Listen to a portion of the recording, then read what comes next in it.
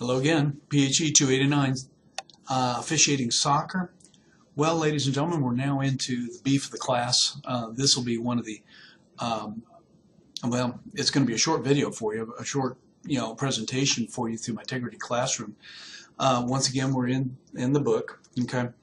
But what I want to do is make sure that you understand that we're already all the way to Rule 11, which in this particular case is the offside rule. This rule creates more problems for referees and spectators and players alike than any of the other rules when you get right down to it. This rule is not complex. It's incredibly short. We start in your book on page 39, and honestly and arguably less than half the page is devoted to the rule. The rest of it are situations. But what you're going to find interesting about this in our rule book is the subsequent, let's see, 1, 2, 3, 4, 5, 6, 7, 8 pages are devoted to diagrams about this particular rule. This rule's simple when you get right down to it. Don't let it bother you, but I do need to make sure that you understand the nuances of the rule and how it applies to the game. This is an incredibly important rule. So what I'm going to do to bring this rule probably to better focus for you is show you a video. So let's sit back and watch this. It's a very good one, by the way, and you'll get a good opportunity to see what this is all about. Here you go. Watch this. In this clicket, we're going to look at the offside rule. The offside rule began in the early days of soccer in England's secondary schools. If you look at two soccer teams, the players are usually spread across the field to cover attacking and defending positions. When a team is attacking, its players move forward. When it is defending, they move back. Depending on where the ball is, the players move up and down the field. In the early days of soccer, some lazier players would hang around in their opponent's half. When their team got the ball, it could be kicked to them and they could score an easy goal. The offside rule was introduced to stop this happening. There are a few factors that determine whether a player is in an offside position and whether the referee should penalise the player for being offside. The first thing to note about the offside rule is that the decision is made when the ball is kicked by a teammate. This is very important. The referee, or one of the assistant referees, needs to decide where you were when the ball was kicked. So, for the conditions we are going to look at, remember that the judgment is made when the ball is kicked. Also note that you're not offside if the ball is kicked by one of the opposing team.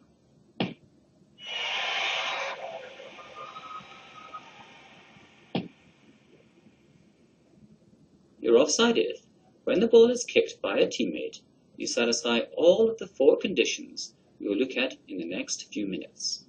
The first condition is that you have to be in your opponent's half of the field. If you are in your opponent's half of the field, you can be offside.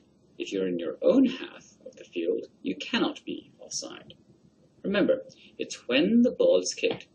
So if you're in your opponent's half, when the ball is kicked, you can be offside. The second condition is that you need to be nearer the opponent's goal line than the ball.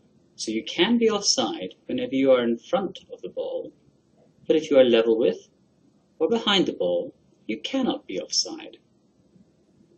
This means that you need to keep an eye on where you are in relation to the ball, particularly if you're making an attack with a teammate and you've got past the defenders. Then, as soon as you're in front of the ball, you will be in an offside position. However, if you stay just behind the ball, you cannot be offside. So we now have that you can be offside if, when the ball is kicked by a teammate, you are in your opponent's half and are in front of the ball. The third condition is that you're near the opponent's goal line than the second last opponent. To show you this, we need to bring back some red players into their own half of the field, which is normally where at least some of the players are. Usually the last opponent is the goalkeeper, but it doesn't have to be. The second last opponent is usually the defender closest to the goal line. You can be offside if you are nearer to the goal line than the second last opponent. This means that if you are in your opponent's half and you are in front of the ball, you have to be watching out for whether you are beyond the second last opponent, in which case you are in an offside position. If you are level with or you are side of the second last defender, you are not offside. These first three conditions determine if you are in an offside position when the ball is kicked. It's not an offense to be in an offside position. You're only penalized if you satisfy the fourth condition. Let's look at some situations to see what this means. Suppose the ball goes straight to you and you receive the ball. It's pretty clear that you participated in the area of active play. You would be judged to be offside. In this case, offside is given because when the ball was kicked by a teammate, the player was in the opponent's half, was in front of the ball, was between the second last opponent and the goal line, and was judged to be in the area of active play. Now let's change the situation slightly. Suppose you ignore the ball and run back to an onside position. It would be reasonable to say that you did not participate in the play and did not gain an advantage by being in an offside position. So the referee would say that you were not offside. Let's look at that play again. But this time you obstruct a red player when you retreat. You can see that although you weren't attempting to get to the ball, you participated in the play because you obstructed a red player who was trying to get to the ball. The referee would call you offside because you participated in the play. Lastly, let's look at a situation where you are clearly in an offside position, but well away from the area of play. The rules say that in this situation you should not be called offside because you are not participating in the area of play. Even if a defender felt the need to mark you because the ball might come to you, you are still considered to be outside the area of play. You've now seen all the factors that come together to determine whether a player is offside. You're offside if, when the ball is kicked by a teammate, you're in your opponent's half of the field, and you're in front of the ball, and you're closer to the goal line than the second last opponent, and you are judged by the referee to be participating in the area of active play. You also need to know that there are three exceptions to the offside rule. These are situations in which you cannot be offside. First, you cannot be offside if you receive the ball directly from a throw-in. Second, you cannot be offside if you receive the ball directly from a goal kick. And third, you cannot be offside if you receive the ball directly from a corner kick. These are the only exceptions. You can be offside in all other cases, from direct and indirect free kicks, drop balls, and open play. So now you know all there is to know about the offside rule. That's an exceptional presentation. And there's several, by the way. And all you've got to do is put in offside in soccer rule explained in a YouTube search or in a Mozilla Firefox or Explorer, whatever you want, and you're going to find a large number of these videos that will do a great deal of explaining things. There is, however, a couple pieces. Let me see if I can get to a couple of those as I point this out a little bit further. I'm going to leave the rule up to you. You read that. The components that were identified in the video are exceptional. They work. They explain it very well, and I like the way the diagrams work as well.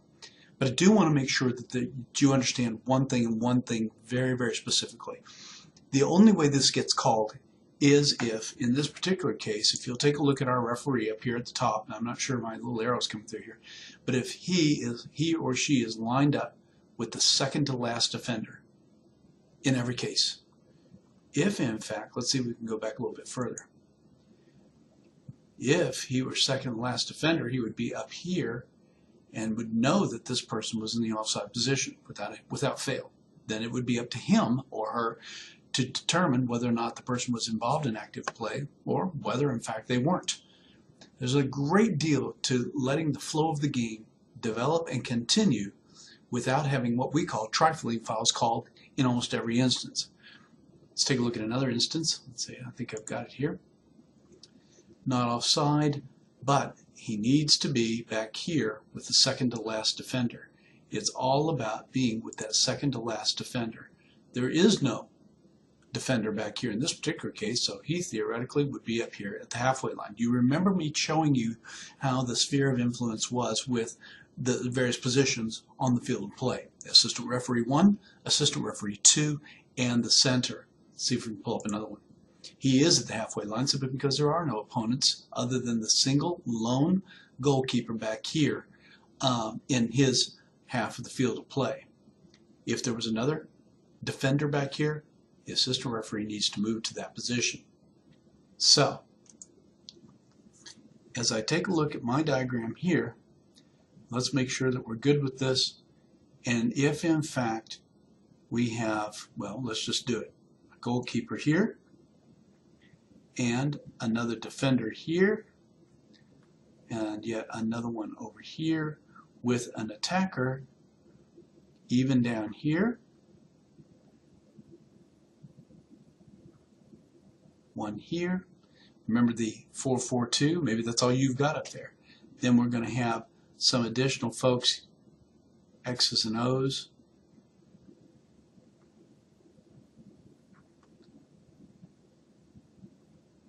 Offense, defense, marking, moving, flow going this direction. In this particular case, my assistant referee 1, AR1 in this particular case will be lined up with the second last defender. What does this require? Well, for good positioning,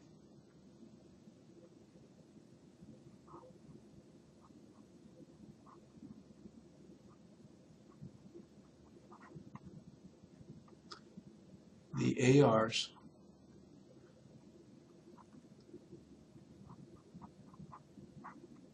must run. You got to be in some sort of physical condition to be able to do this. This is the biggest failing among all officiating crews. This is the assistant referees not one paying attention and then not willing to run. Here's the other one. How about this one?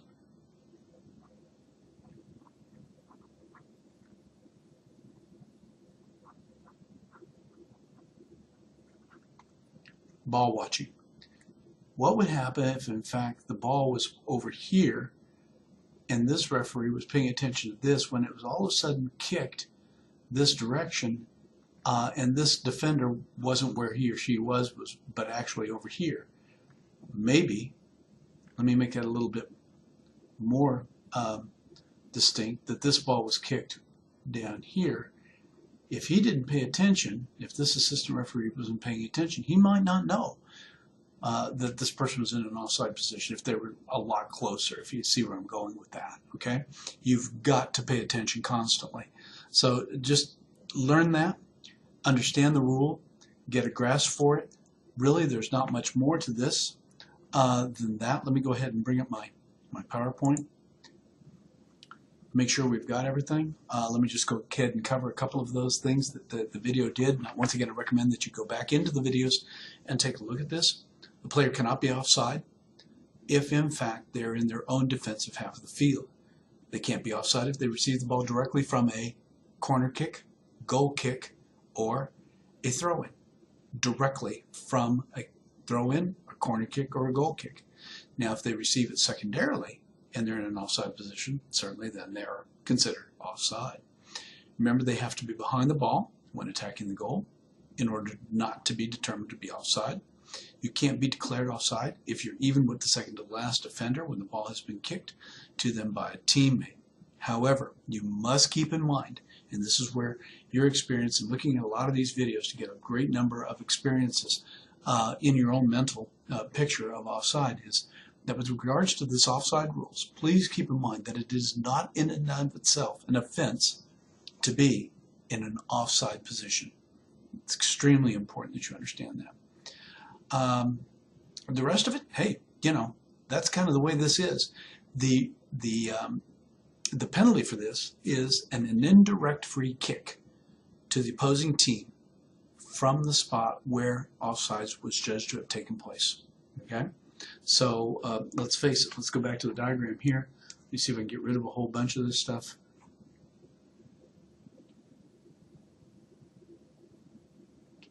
Just to make it a little simpler, because if in fact I choose to it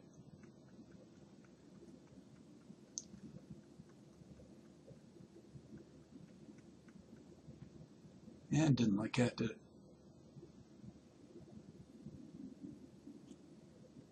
Once again, getting rid of a whole bunch of this stuff. And it still didn't like it. Let me keep going, because you definitely need to have a comprehensive understanding for this thing. If in fact the referee, the assistant referee, raises his flag indicating that we have an offside situation, it would be up to the center, okay, to make the determination to blow the whistle. If an infraction, remember we learned that in what was it, rule, I guess that was 7 perhaps, that the referee blows the whistle, sounds the whistle for infractions, for fouls, okay? Well, anyway, if the center sounds the whistle, we're going to take the, for example, this was called offsides here. We're going to kick the ball from right there, okay? And it's going to be, once again, an indirect free kick, okay, for the defense. And generally speaking, they'll punt it way out to one of their teammates, way out of the penalty area, as far into the field of play as they possibly can, going towards the attacking side. We'll get into more philosophical stuff and what have you with rules 12 on through.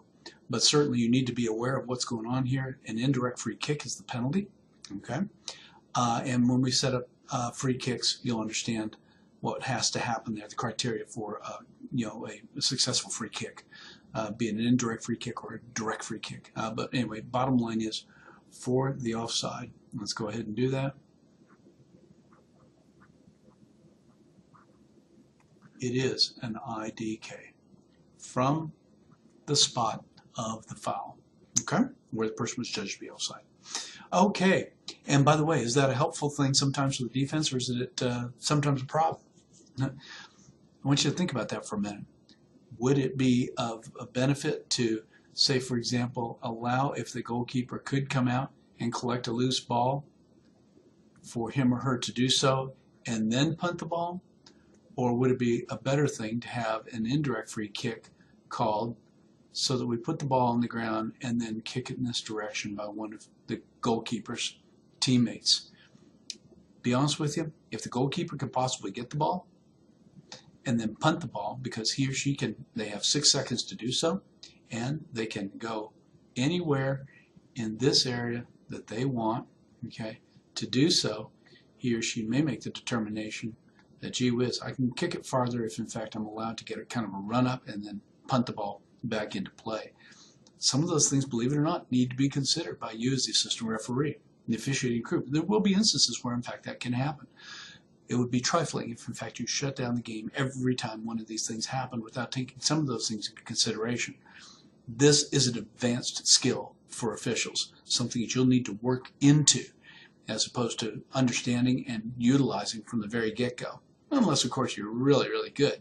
I'm about ready to suggest that couldn't happen. Anyway, this is it on offsides. There's not much to this. The rule is short. The nuances are incredible. Take your time to watch a whole bunch of videos about this, because there are so many on the internet that will explain this very well, in addition to what we presented here today. Look forward to seeing you on Rule 12, Fouls and Misconduct. That's going to be a long one. See ya.